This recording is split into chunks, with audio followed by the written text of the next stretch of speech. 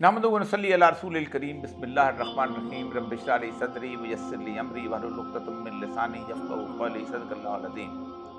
मौजूद ख़वातीन व हज़रात, पाकिस्तान के हालात जो दिन ब दिन दिगरगूं होते चले जा रहे हैं और इस वक्त कुछ अंदाज़ा नहीं हो रहा कि कल क्या होगा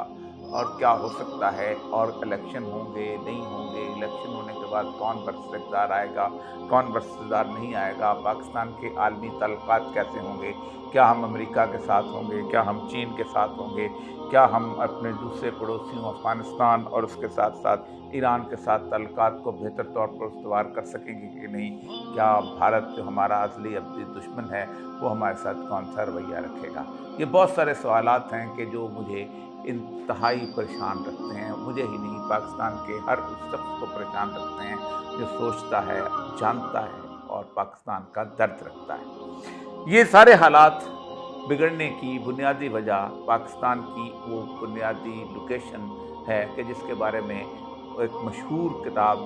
प्रिजन्स ऑफ जोग्राफी है कि जिसमें उस शख्स ने कम से कम 12 ऐसे मकामात बताए हैं कि जिनमें हमेशा जंग व जदल होती रहेगी, जिनमें से 2 खित्ते, एक यूक्रेन और दूसरा पाकिस्तान है। यूक्रेन की भी बुनियादी वजह यह है कि यूक्रेन एक बहुत बड़ा मैदानी इलाका है कि जिसके अंदर ना कोई पहाड़ है, ना कोई ओट है, और उसके अंदर बेहतरीन किस्म की गंदम और सोयाबीन और वो तमाम चीज़ें होती हैं कि जो लोगों के खाने के लिए और ग़िज़ा के लिए ज़रूरी होती हैं। इसीलिए यूक्रेन को food basket of the Europe कहते हैं, यानी वो यूरोप की ग़िज़ा का एक बहुत बड़ा टोकरा है। पाकिस्तान जिस खित्ते से ताल्लुक़ रखता है, ये भी बिल्कुल वैसे ही है कि आप एक दफ़ा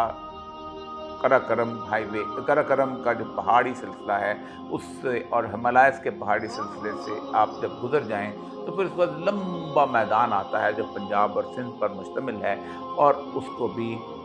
एक तवील अरसे तक food basket of the sub continent कहा जाता था। यही पाकिस्तान का मगरबी पंजाब का इलाका था जहाँ से गंदम, चावल और दीगर तमाम दालें जो थीं पूरे हिंदुस्तान को पहुंचाई जाती थीं और लोग इज़्ज़त से के साथ ज़िंदगी गुजारा करते थे और उन्हें कहीं और से खाने पीने की अशिया मंगाने या दरामद करने की ज़रूरत नहीं होती थी। पाकिस्तान की स्ट्रेटेजिक लोकेशन की एक और अहम तरीन वजह जो है पाकिस्तान का चीन और रूस का पड़ोसी होना है। जब तक रूस हमारे साथ तल्लुकात नहीं रखता था और हम अमेरिका की झोली में सीटों और सेंटर में बैठे हुए थे और हम कम्युनिज्म के ख़िलाफ़ एक बहुत बड़ा जहाद कर रहे थे और पूरी दुनिया कम्युनिज्म के ख़िलाफ़ जहाद कर रही थी, और कम्युनिस्टों को 1947 से के बाद से लेके जब से 1945 से जब से कोल्ड वार शुरू हुई है, दुनिया भर में हमने मारना शुरू किया था, और आलमी ताकतें जो थीं दुनिया के ममालिक के अंदर जहाँ चाहती थी घुस जाती थी।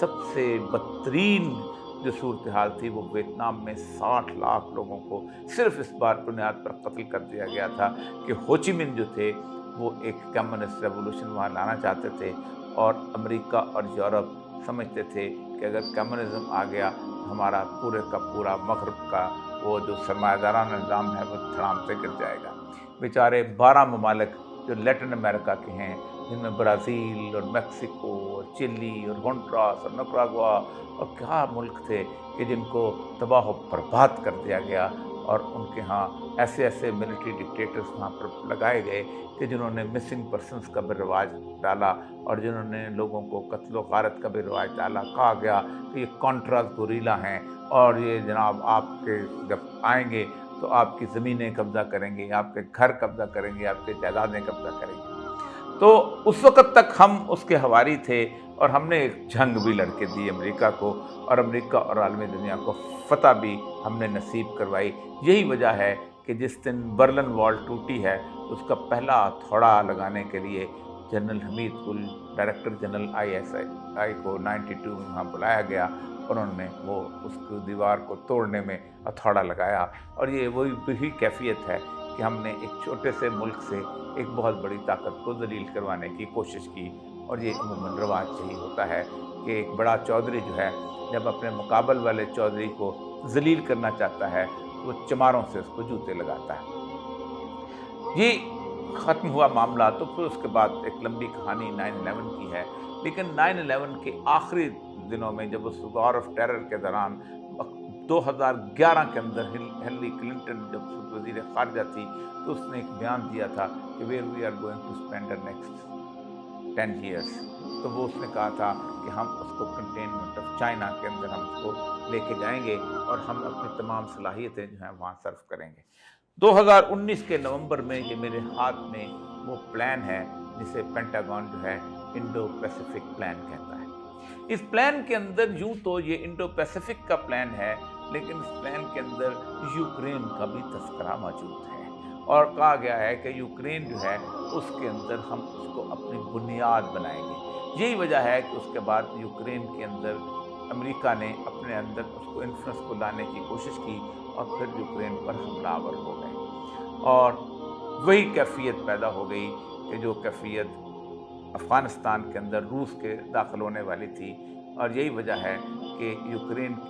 کو بچانے کے لیے روس اس کے اندر داخل ہوا، اور پھر وہ امریکہ جو تھا اس جنگ کے اندر انوالو ہو گیا اور پورے یورپ کو اس کے اندر گھسیٹ دیا گیا۔ یہ وہ وقت تھا جب پاکستان اور بھارت اور چین اس خطے کے اندر اس لڑائی کے سب سے زیادہ اثر انداز ہونے والے ممالک تھے، کیونکہ یوکرین کی جنگ روس کے لیے نہیں لڑی گئی تھی۔ یوکرین کی جنگ بنیادی طور پر لڑی جا رہی ہے، بنیادی طور پر کنٹینمنٹ آف چائنا کی جنگ ہے، کہ اگر ہم آج چائنا کو روکنا چاہتے ہیں تو پھر ہمیں روس جو ہے اس کو کم از کم کسی نہ کسی جنگ میں گرفتار کرنا ہوگا تاکہ وہ چین کی مدد کو نہ آ سکے۔ پاکستان کے اندر اس طرح کی جو صورتحال چل رہی ہے، اس صورتحال کا اگر براہ راست تعلق نہ بھی ہم سمجھیں تو ایک چیز بڑی واضح ہے کہ پاکستان کو یوکرین کی اور اینٹی روس پالیسی کے اوپر مجبور کیا جا رہا ہے، اور بڑے عرصے سے مجبور کیا جا رہا تھا، اور یہ کوئی اب ایک ٹھکی چھپی بات رہ نہیں گئی۔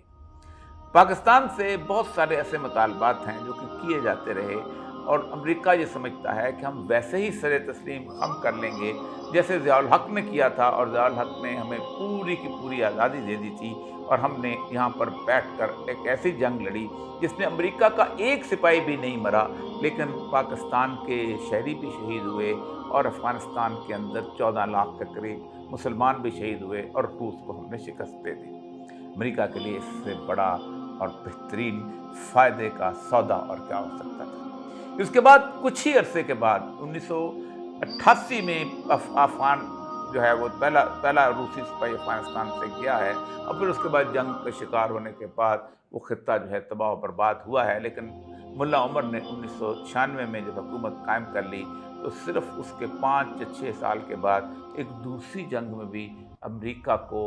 اس پاکستان کے اندر کسی طور پر بھی اپنے کسی شہری کوئی جان جو ہے وہ نہیں مشکل میں ڈالنا پڑی، یہاں تک کہ اگر ریمنڈ ڈیوس کی صورتحال ہوئی بھی تو مشکل میں آئی بھی تو اس نے ان دونوں نوجوانوں کو قتل کر کے پھر یہاں سے وہ چلا گیا، اور ہم امریکی شہریوں کا تحفظ کرتے رہے۔ یہاں ہم نے 20 سال وہ جنگ لڑی کہ جس جنگ کا پاکستان کے ساتھ دور دور کا بھی کوئی واسطہ نہیں تھا۔ وہ تمام لوگ جب کبھی ہم پہ بھروسہ کیا کرتے تھے، ہماری بنیاد کے اوپر افغانستان میں لڑا کرتے تھے، ہم نے انہیں ہی پکڑ کے گوانتانامو بے کے حوالے کیا۔ تو اب پاکستان سے کچھ اور ایکسپیکٹیشنز کی جا رہی تھیں، اور یہ ایکسپیکٹیشن دوحہ ایکارڈ کے بعد شروع ہو چکی تھی۔ دوحہ ایکارڈ کے بعد ایک تو یہ تھا کہ انہوں نے پاکستان کو اس لسٹ سے نکال دیا تھا کہ جس لسٹ میں وہ سمجھتے تھے کہ یہ ہمارے لیے کوئی اہمیت کا حامل ہے۔ اس کی وجہ یہ تھی کہ وہ سمجھتے تھے کہ ہم نے ایک کویڈ جو ہے، ایک 4 ملکوں کا ایک گروپ بنا لیا ہے جس میں چین شامل ہے، جس نے چین کے خلاف لڑنا ہے، جس میں بھارت شامل ہے، جس میں جاپان شامل ہے، جس میں آسٹریلیا شامل ہے، اور اس کے بعد اس میں اندر امریکہ شامل ہے۔ تو اس کو نکالنے کے بعد انہوں نے بھارت سے کہا کہ اب آپ تھوڑا سا کسی نہ کسی طور پر چین سے ذرا لڑائی کر کے دکھاؤ۔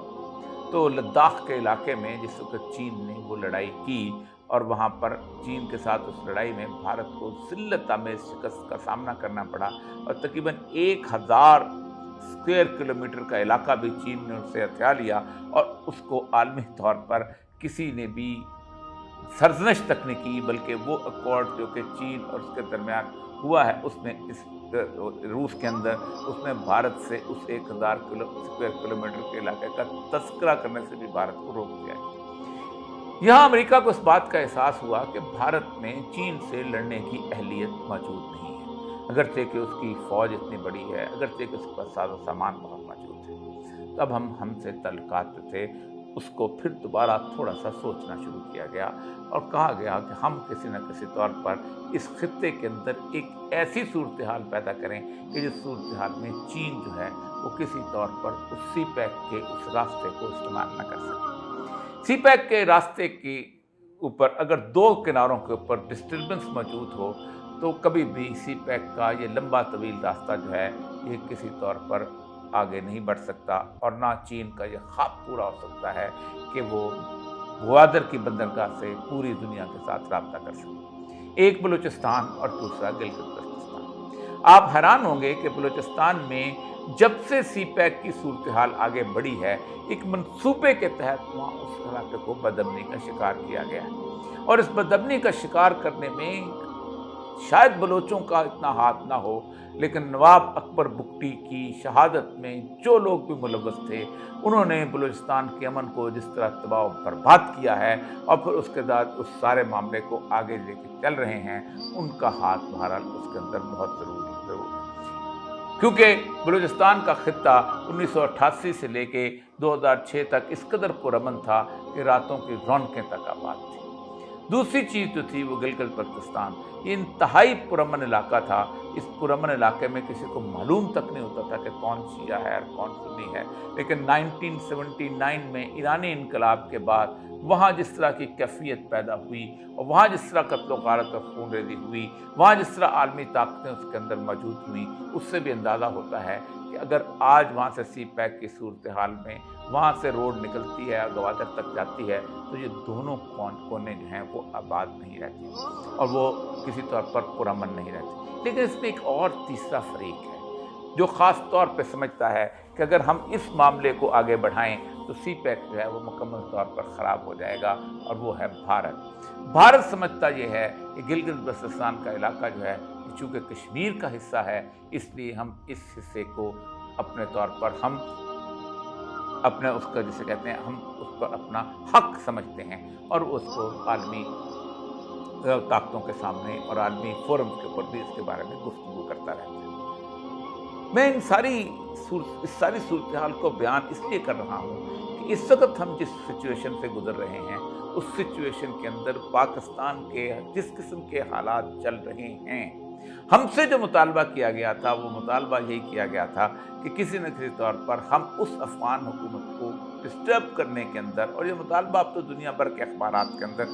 सामने आता चला जा रहा है कि हम उसको डिस्टर्ब करने के तौर पर आगे बढ़ सकें। और वहाँ पर उन्होंने अमरीकी अखबारात ने और यूरोप के अखबारात ने दाइश की मौजूदगी और दाइश के बारे में किस्म की बातें और दुनिया के अमन को तबाह करने की सूरत हाल के बारे में बहुत ज़्यादा तबसरा किया। उसकी एक वजह यह भी है कि अफ़गानिस्तान के अंदर जो मिनरल रिसोर्सेज हैं जैसे लिथियम और सऊदी अरेबिया कहा जाता है, वहाँ पर चीन जो है इस वक्त अपने पंजे काट चुका हुआ है। तेल उन्होंने वहाँ से निकाल दिया है, वाखान कॉरिडोर से उन्होंने रेलवे लाइन तक वहाँ तक बिछा दी है और यहाँ पर उनकी बहुत ज़्यादा इन्वेस्टमेंट बढ़ती जा रही है। इसलिए वो समझते थे कि किसी न किसी तौर पर इसको ख़राब किया जाए। यही वजह है कि 22 अप्रैल के बाद हुकूमत के ख़ात्मे के बाद अगरचे के नेगोशिएशन मौजूद थी और TTP की जो है वो आबादकारी हो रही थी, लेकिन अगस्त के अंदर जब पाकिस्तान का वफद अफ़गानिस्तान के अंदर पाकिस्तान में एक अमन की सूरत हाल की नेगोशिएशन कर रहा था तो एक तवील मुद्दत के बाद अमरीकी ड्रोन इस्तेमाल हुआ जो कि कई सालों से बंद हो चुके थे और कहा जाता है कि उसके तहत अहमद अल-ज़वारी जो हैं वो इस दुनिया से चले गए, दाई अजल को उन्होंने लब्बैक कह दिया। और उसके बाद एक ऐसी कैफियत पैदा हुई जिससे पाकिस्तान और इस खत्ते के अंदर हालात जो हैं उन्होंने एक डिफरेंट रास्ता ले लिया। अब पाकिस्तान जो है इस दो किश्तियों में सवार है। अमेरिका से दोस्ती नहीं छोड़ी जा सकती क्योंकि हम सब का मफाद जो है बड़े लोगों का मफाद वहाँ वाबस्ता है। हम समझते हैं हमारे बच्चों की यूनिवर्सिटियों में दाखिले होते हैं, हम समझते हैं कि हमारे लोगों के वहाँ घर हैं। हमारे सियासतदानों में से कौन है कि जिसने लंदन में और यूरोप में जायदादें न बना रखी? یہاں تک کہ دبئی بھی تو امریکہ کی ہی ایک کالونی سی ہے، اور وہاں بھی جائیداد اگر ہے تو دبئی کے حاکم کو جس دن امریکی صدر فون کرے گا ہمارے لوگوں کی جائیدادیں ضبط کر لی جائیں گی۔ لیکن چین سے بھی ہم چاہتے ہیں کہ کہیں نہ کہیں کسی طور پر دفاعی صورتحال جو ہے اس کو مضبوط کیا۔ اس فیصلہ کرنے کے دوران ایک راستہ ہے، اور وہ راستہ جو ہے وہ ہم پر فیصلہ تھوپنے کے لیے ہوگا، جیسا 2002 میں کیا گیا۔ پاکستان کے اندر جس وقت انٹرم گورنمنٹ آئے گی، اور اس انٹرم گورنمنٹ کی حالات جو ہیں وہ اس طرح کے نہیں ہوں گے کہ پاکستان کی سلامتی کے بارے میں عوام کو اس طرح اپنے ساتھ ملا سکے جس طرح کے ایک پاپولر لیڈر لایا کرتا ہے، اور الیکشن کی وہ پورس صورتحال ہوگی، پارٹیاں اپنے الیکشنوں کے دھن میں لگی ہوں گی، انسان انسان کے خلاف گفتگو کر رہا ہوگا۔ تو ایسے میں ایک بہت بڑا خطرہ ہمارے سروں پر منڈلا رہا ہے کہ 2002 کی طرح سپتمبر میں کسی بھی وقت ہندوستان یعنی بھارت پاکستان پر حملہ آور ہو سکتا ہے، اور اس حملہ آور ہونے کا ایک ہی مقصد دنیا کے اخبارات بتا رہے ہیں کہ پاکستان کو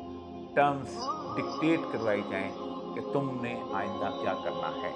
کیوں؟ اس لیے کہ بھارت کے ساتھ عالمی طاقتیں، وہ امریکہ بھی ہوگا جس کا ہم بہت دم بھرتے ہیں۔ سیکیورٹی پیپرز کے کاغذات یہ 1971 کے آپ کے ساتھ چل رہے ہیں، اس میں آپ دیکھ لیجئے گا کہ امریکہ نے اس وقت کیا کردار ادا کیا تھا، اور ہماری اس کے ساتھ دوستی تھی۔ 65 میں ہم امریکہ کے ساتھ سیٹوں اور سینٹوں میں موجود تھے، لیکن امریکہ نے ہماری اسلحہ کی ترسیل بند کر دی تھی۔ بہت خوفناک سینیریو ہے، اللہ تعالیٰ ہمیں اس سے محفوظ رکھے۔ لیکن شاید وہ وقت بہت قریب آ رہا ہے کہ جس وقت میں پاکستان اور بھارت اور اس پورے خطے نے ایک ایسی جنگ کا شکار ہونا ہے کہ جس جنگ کے نتیجے میں وہ حدیث خراب السند من الہند و خراب الہند من السین، کہ اگر اس پاکستان کے خطے میں کہیں کو تباہی آئے گی تو اس کی وجہ بھارت ہوگا، اور اگر کہیں بھارت کو برباد کرنے کا وقت آیا تو چین اسے برباد کرے گا۔ سید الانبیاء کی اتنی شاندار حدیث شاید ہی 1400 سال پہلے کبھی کسی نے اس کے بارے میں سوچا تک نہیں ہوگا، لیکن اب وہ شاید وہ صورتحال اب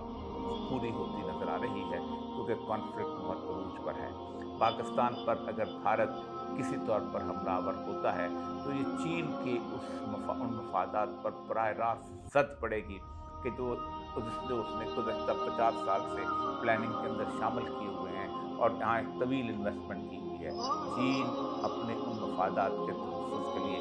جنگ میں ضرور کودے گا، اور پھر شاید وہ وقت آ جائے کہ جس کے بارے میں مدتوں سے ہم کہتے چلے آ رہے ہیں کہ پھر